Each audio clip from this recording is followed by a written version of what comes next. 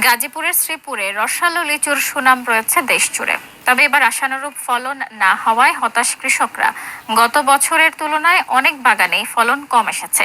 শ্রীপুরের কেওয়া গ্রাম থেকে বিস্তারিত জানাতে যুক্ত হচ্ছেন প্রতিনিধি শিহাব খান। শিহাব, ফলন কম হওয়ার কি কারণ, কৃষকরা কি বলছেন? দেখুন শাকিলা, শ্রীপুরের যে লিচু হয় এই লিচুর ফলনের কিন্তু রসালো এবং গুণগত মানের দিক থেকে দেশের অন্যান্য জায়গার চাইতে কিন্তু শ্রীপুরের লিচুর বেশ সুনাম রয়েছে। আমরা আছি কেওয়া গ্রামে। এই কেওয়া গ্রামে যে লিচু এবার হয়েছে তা কিন্তু আশানুরূপ ফল হয়নি। আমি একটি তথ্য আপনাকে জানাই, গাজীপুরের শ্রীপুর উপজেলায় প্রায় 728 হেক্টর জমিতে লিচুর চাষ হয়েছে।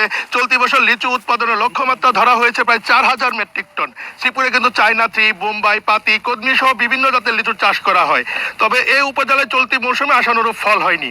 বৈরী আবহাওয়া, অতিরিক্ত গরম, অনিয়মিত বৃষ্টির কারণেই অনেক গাছে লিচুর মুকুল ঝরে পড়েছে। ফলে উৎপাদন কম হয় দুশ্চিন্তায় পড়েছেন স্থানীয় লিচু চাষিরা।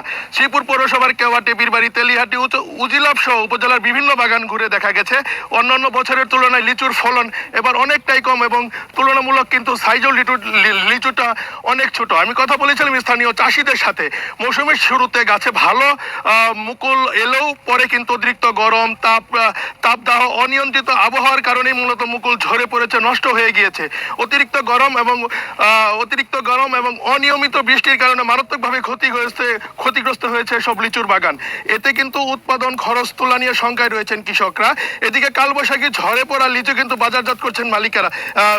কালবৈশাখী ঝড়েও কিন্তু যে লিচুগুলো আছে সেগুলো কিন্তু ঝরে পড়ছেন। তবে শ্রীপুরের এই লিচু পরিপক্ক হয়ে বাজারে আসতে কিন্তু 10 থেকে 15 দিন সময় লাগবে বলে জানিয়েছেন উপজেলা কৃষি অফিস।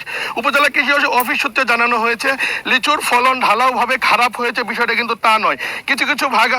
কিছু বাগান আছে যেখানে লিচুর ফলন খুব ভালো হয়েছে এবং কিছু বাগানে কিন্তু লিচুর ফলন বাম্পার হয়েছে বলে তারা দাবি করেছেন।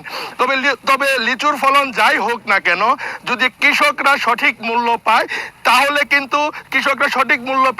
কিন্তু কৃষকের মুখে হাসি ফুটতে পারে। শাকিলা, এই ছিল শ্রীপুর থেকে লিচুর বাজারের সবশেষ খবর। শাকিলা, ধন্যবাদ শিহাব আপনাকে। দর্শক, শ্রীপুর থেকে যুক্ত হয়েছেন প্রতিনিধি শিহাব খান।